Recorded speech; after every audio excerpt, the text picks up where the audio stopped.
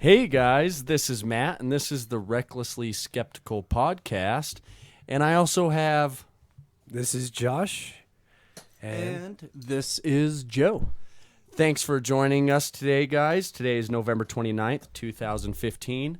You can find this podcast on YouTube and hopefully on Spreaker. Definitely on Spreaker. The question is we tried to upload our feed to iTunes, so that's the questionable one. We'll definitely have this on Spreaker. Alrighty. And you can also find us on Facebook at the Evil Atheist Facebook group. And you can find our channels on YouTube, ZZZ Giant Awake and the Evil Atheist. All right, so let's go ahead and get into a story. Alrighty. Ooh, fun. I'm so excited. Yeah. So the first story we want to talk about is the United Nations Climate Change Summit that is taking place starting tomorrow in France.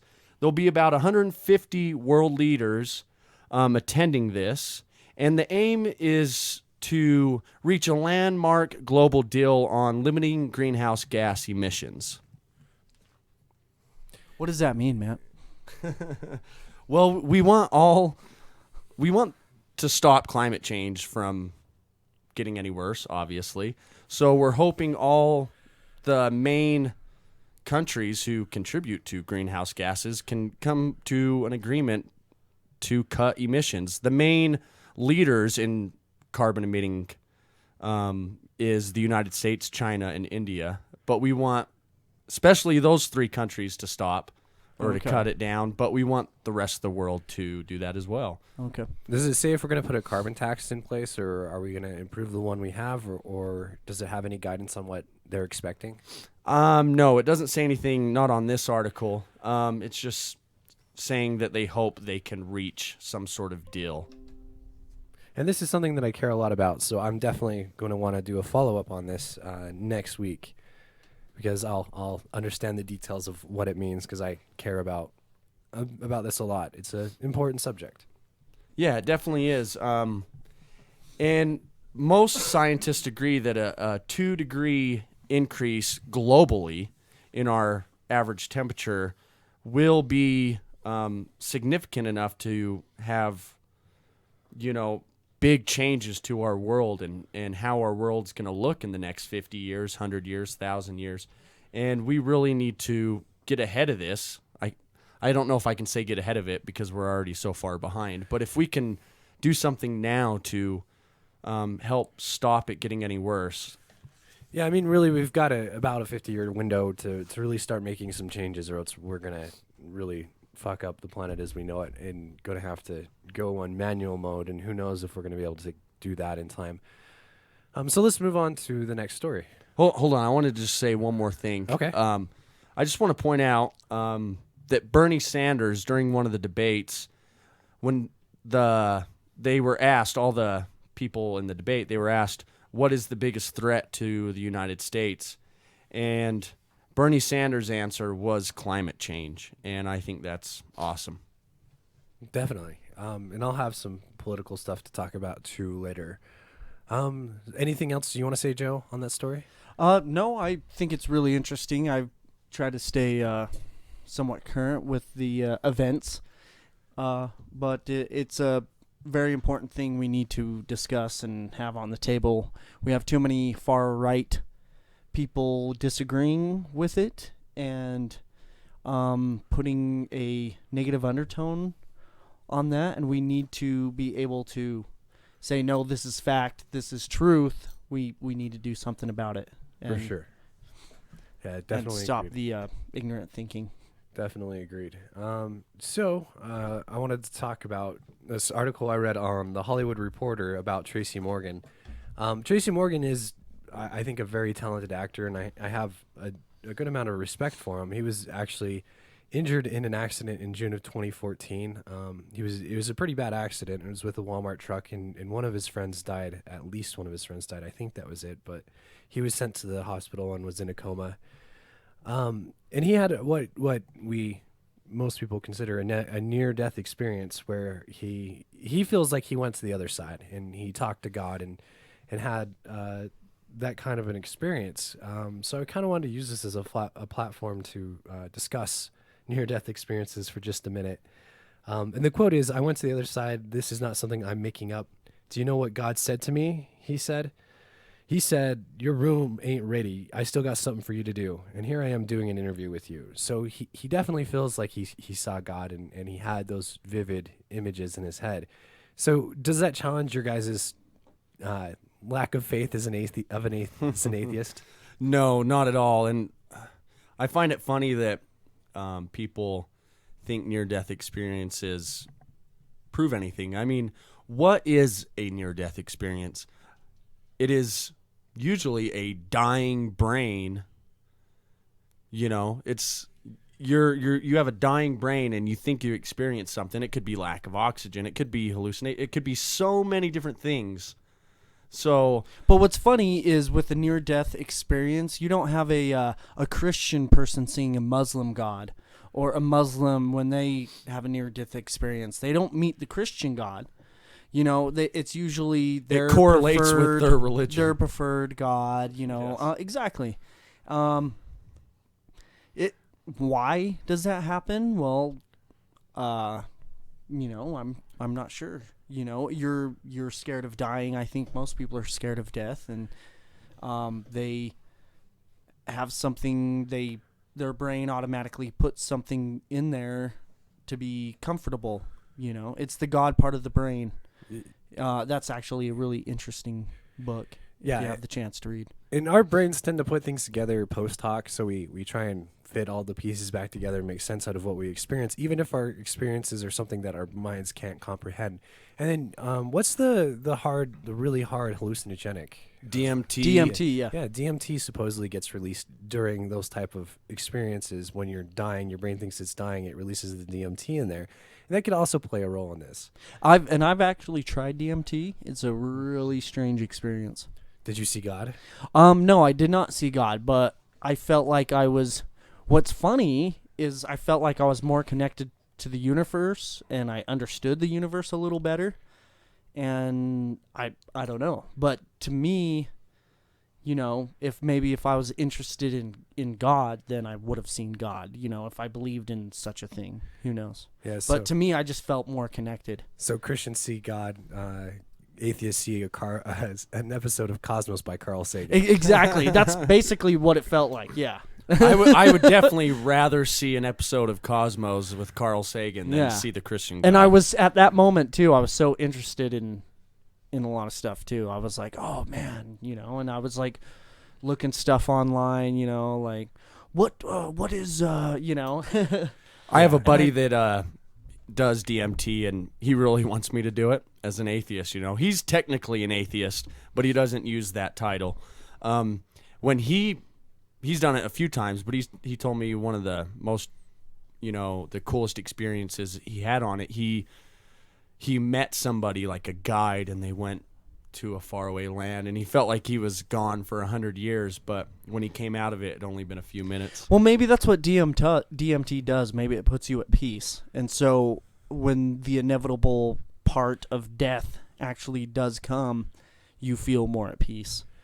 I don't know. I'm not a scientist, though, so I can't speak for them. Yep. So. And of course, we don't suggest or recommend doing drugs without the proper physician available in following your local laws and guidelines. I like how you were looking up the whole time you were saying that.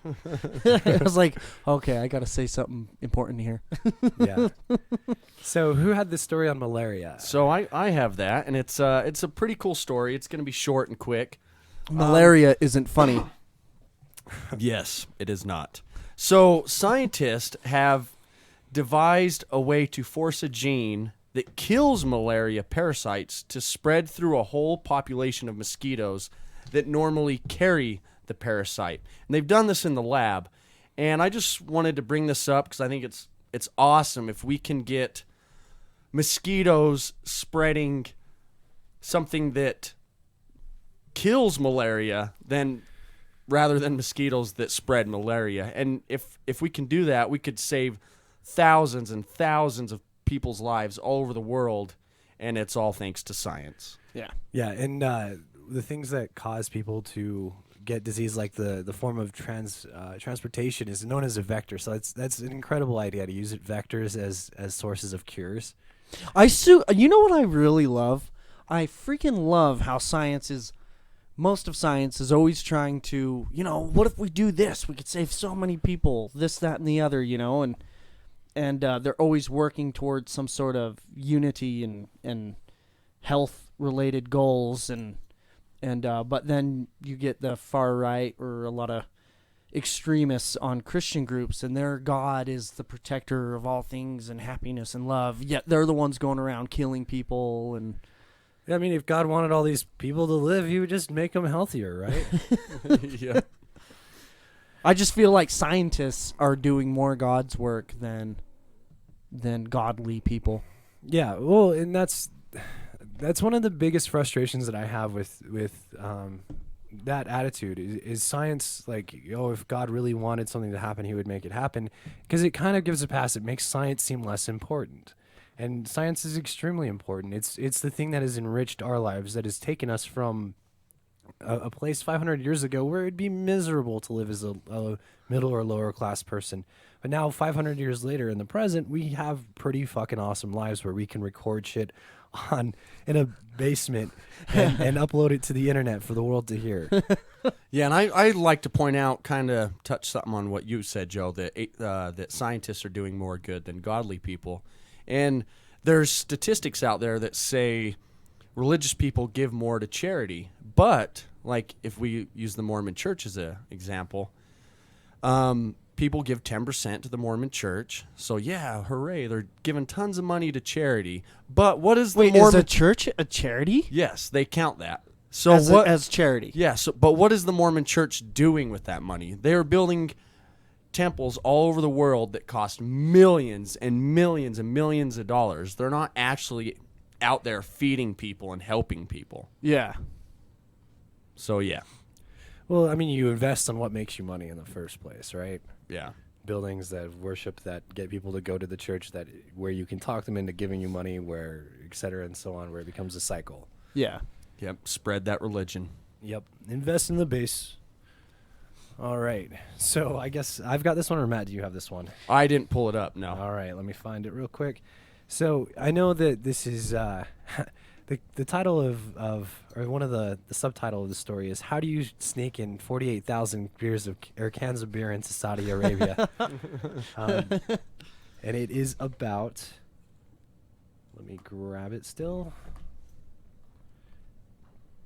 So essentially what the article is saying is that there was this group of people how they were smuggling beer. They were smuggling Heineken into Saudi Arabia because it's illegal to have alcohol in Saudi Arabia, was to disguise it as Pepsi. Unfortunately, they got caught. And I say unfortunately because there's probably going to be... a beheading or two. No, it won't be a beheading. It seems... Maybe lashings. Yeah, so it's prison time and lashings. And I wish that... For smuggling or just for drinking? For both. You can face...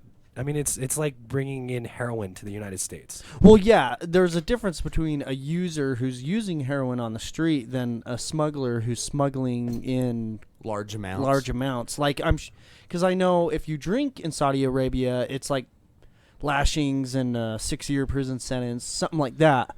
But if you actually smuggled it in, I wouldn't be surprised if the smugglers are beheaded. Because it depends on who they are. It might be some sort of top official who... I did a video on the Evil Atheist YouTube channel called Fuck Saudi Arabia, and it's all about the beheadings and how that country runs. And a lot of the main people they behead are drug smugglers. Oh, well, then, yeah, I imagine these people... I don't know if alcohol is considered less dangerous, but I wouldn't be surprised if the smugglers get decapitated. Yeah, and actually talking about that, supposedly there are 100 people lined up to be executed in Saudi Arabia this month. For real? Yeah, Holy over 100. Shit. Yep, and most of them are non-believers, right? They were just about to... he was like a 16-year-old blogger, non-believer in Saudi Arabia, and right now he's on trial, and they're... I don't know if they did behead him, Well, I mean, they would. Most of these people are. So there's the Shia and the Sunni, and most of them are because Saudi Arabia is a Sunni country, and these are Shia sympathizers. Oh, okay. So they capture them for terrorism, even all they're doing is protesting peacefully. They accuse them of terrorism or conspiracy of terrorism, and then they arrest them and execute them.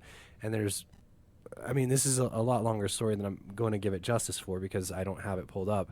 But yeah, I mean, they're going to execute over 100 people this month, and human rights people are speaking out and saying, hey, they haven't gotten a fair trial. They haven't been proven that they were planning on doing anything violent. But wait, isn't Saudi Arabia head of the Human Rights Committee for the UN? They sure are. Well, it's because they have all that oil and money, right? That's why we let them do whatever the fuck they want to, but we get pissed when someone else is doing it, like ISIS. Like, because they're basically the same group, right? The same. Yeah, they're both Sunnis and have a lot of the same ideas. Oh, my God. Well, I mean, we don't have control over. We don't have the puppets in place over the ISIS. I mean, so yeah, once we did, then we'd be okay with them, right? Probably. I mean, I think that's the main reason we had a problem in Iraq was because Saddam Hussein wasn't doing. I mean, he was a fucking awful person. Don't get me wrong. And I'm. Well, so are the Saudis in Saudi dead. Arabia, and we don't give a shit. Yeah, I mean, those princes run wild. They honestly they weren't as bad as Saddam Hussein was. Saddam Hussein was worse than the average Saudi Arabian prince. But they still do a lot of the same things. Yeah. But we don't hold any. We didn't hold any sway with fucking what's his ass With Saddam. Saddam Hussein. Yeah. Yep. So let's since we don't have an actual story on that, let's move on. So this story is a funny one, and it's from an anonymous source that's close to this person. So take this story with a grain of salt. We just wanted to put this out there just for shits and giggles. Because it's funny. So Tim Tebow, and if you guys don't know who he is, he's a football player. Wasn't he the guy who would always get on one knee and point up to God? Oh, yeah. Or he'd pray, right? He'd get down and yeah, they kneel called down. it Tebowing. He'd get on a knee. And It was a meme, right? Like, Yeah. oh, I'm Tebowing. Yep. Like planking. So he was a quarterback and an NFL quarterback, and he's known for his religious convictions. But apparently he was dumped by his former Miss USA and Miss Universe girlfriend, Olivia Culpo, if I'm saying that right, because he wouldn't give up his virginity to her because of Jesus. And I gotta say, she is extremely attractive. Let me see. I didn't get a chance to look beforehand. Oh my God, she is. So if you guys don't know who she is, look her up. What's the name, Joe?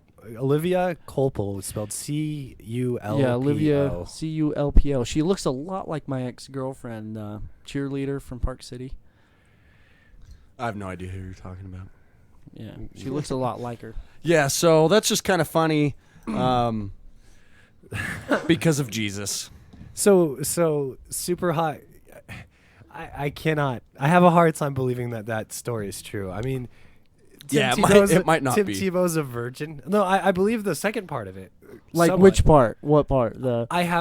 I do not believe that Tim Tebow is a virgin. But maybe recently he has not been giving it up because of his Christian convictions. Yeah, I mean, you get the spotlight on you and you make a decision. Like, I know Steve Young did this shit. Steve Young was not. So Steve Young was Mormon, right? And so I've heard some stories about him. He wasn't pure. He didn't go on a mission.